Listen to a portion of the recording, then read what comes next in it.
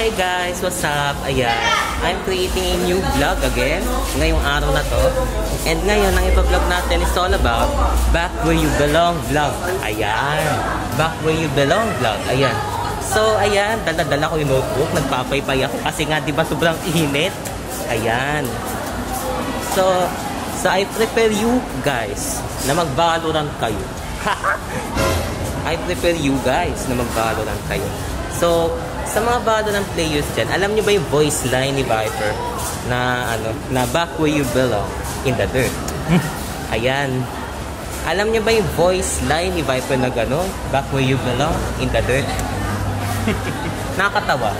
Nakakatawa siya guys. It's fascinating na marinig yung yung voice line ni Viper na back where you belong in the dirt. Ayan. Ang fascinating talaga marinig ng mga gano'n. Makarinig ng mga ganun. Ayan. Fascinating talaga siya. And another one. You are so disappointing. Ayan, nakakasilaw na dito guys. Tara, gumana tayo. Then, masilawan pa ako. Ayan, dito naman tayo sa may reading area. Ayan, papaypay pa rin ako. Ayan.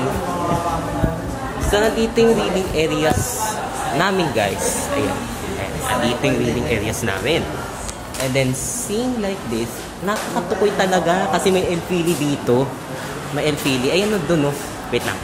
Nahulog yung notebook ko. Ayan, dito. Dito ba? Ayan. Andun yung Elfili, guys. Ayan, sobrang init talaga. Ayan. Pero specific talaga, guys, kung pagdating talaga si dito sa may part na to. Kasi may mga Noli, Elfili na libro dito.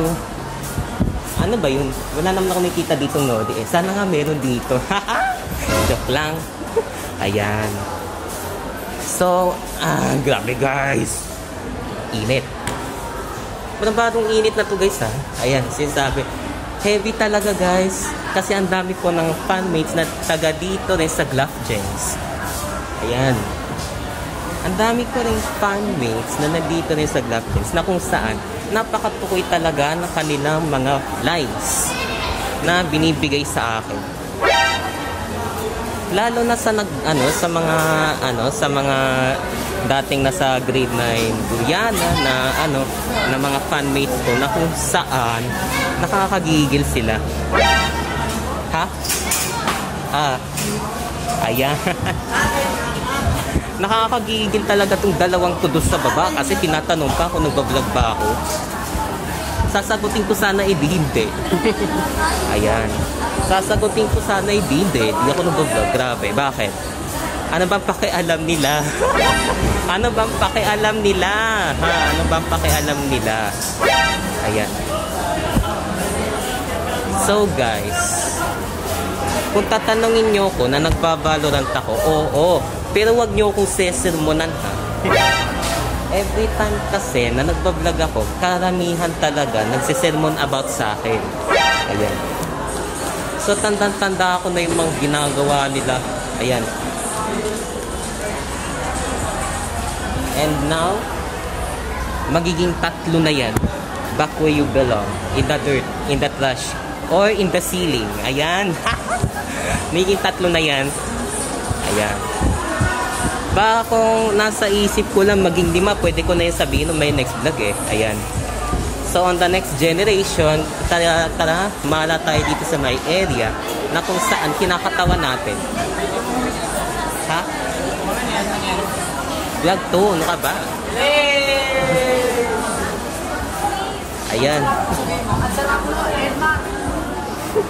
Ayan guys, ang sarap mo Edmar. Ayan. So specific words. Back where you belong. In the dirt, in the trash, or in the ceiling. Ayan. Ayan ang specific words. Na kung saan naka-regard na to sa voice line ni Viper sa Valorant. Ayan. Ayan. And regarding do sa moments ko kanina, may moments na naman ako guys Well, momentarily, hindi ko talaga masabi sa inyo kasi nga diba, napakatukoy talaga ng mga voice line ni Viper. Ayan. So, sa next vlog ko na lang to sasabihin. Grabe guys, init na ako. Buiset! Ayan. So, see you guys. Ayan, grabe guys, napakainit talaga. Tukoy na tukoy Sige, balik mo na ako guys. Bye!